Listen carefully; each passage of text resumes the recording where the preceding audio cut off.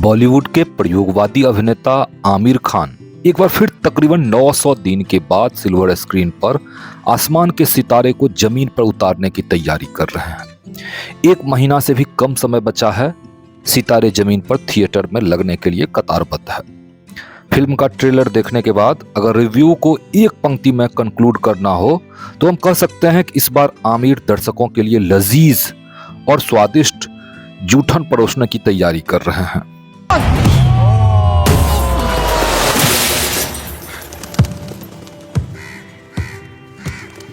ये क्या है?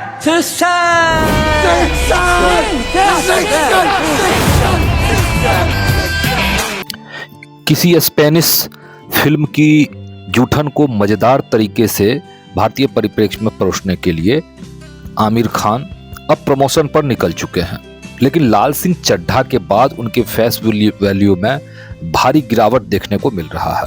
भारत के हर चौक चौराहे पर कभी जहां आमिर के प्रशंसक बैठा करते थे, वहीं अब उनके कट्टर आलोचक उनकी फिल्म को बायकॉट करने के लिए देश के हर चौक चौराहे पर बैठे हुए हैं। आमिर के तुर्की प्रेम और पहलगाम के जघन्य धार्मिक नरसंहार, फिर ऑपरेशन सिंदूर के वक्त मिस्टर परफेक्शनिस्ट जिस प्रकार चुप्पी की चादर ओढ़कर निष्क्रिय और तमाशबीन नायक बने रहे, उससे भी आमिर के प्रशंसकों में काफी आक्रोश है। सोशल मीडिया पर सितारे जमीन पर के ट्रेलर के बजाय बायकॉट आमिर तेजी से ट्रेंड कर रहा है। बायकॉट आमिर के जानलेवा वेव्स और ट्रेंड को अगर मिस्टर परफेक्शनिस्ट समय रहते मैनेज नहीं कर पाए तो सितारे जमीन पर नहीं, सितारे जमीन के अंदर जाएंगे। वैसे भी बॉलीवुड अभी न केवल बेहद खराब दौर से गुजर रहा है, बल्कि उसका बीपी और हृदय की धड़कन भी अप्रत्याशित रूप से तेजी से धड़क रहा है। बॉलीवुड के समीक्षक लगातार इस बात का अंदेशा जता रहे हैं कि बॉलीवुड को कभी भी दिल का दौरा पड़ सकता है और ऐसी स्थिति में कई स्थापित अभिनेता के सितारे जमींदोज हो सकते हैं। इस बार ऑपरेशन सिंदूर के दौरान भारत भले ही पाकिस्तान से लड़ा, पर भारत से पाकिस्तान नहीं बल्कि तुर्की लड़ा। इस बात को बच्चा बच्चा आज जान रहा है। पिछले 5-6 साल से जिस तरह से तुर्की भारत का मुखर विरोध कर रहा है और जिस तरह से कश्मीर मसले पर अंतर्राष्ट्रीय स्तर पर तुर्की भारत की तीखी आलोचना कर रहा है, वैसी स्थिति में तुर्की के शासनाध्यक्ष और फर्स्ट लेडी ऑफ तुर्की के साथ जिस प्रकार से आमिर की चाय की चुस्की लेते फोटो से भारत का खून खौल रहा है, उसका नकारात्मक असर फिल्म पर पड़ सकता है। राष्ट्रीय मसले पर आमिर और उनके समकालीन अपने अपने ओठों पर फेविकॉल लगाए दिखे, उससे भारत का युवा आज अच्छा खासा आक्रोशित दिख रहा है। सोशल मीडिया पर चलने वाले ट्रेंड की कुछ वानगी को आइए देखते हैं। बॉलीवुड से मोह भंग हुए एक व्यूअर्स लिखते हैं, Bollywood played a key role in promoting Turkey and Azerbaijan, promote south movies. इसी प्रकार एक अन्य यूजर्स लिखते हैं, पटाखे के लिए बड़ी बड़ी ज्ञान देने आ जाते हैं, दिवाली में पटाखे नहीं फोड़ना चाहिए, लेकिन अब भारत पाकिस्तान युद्ध के लिए एक भी शब्द नहीं।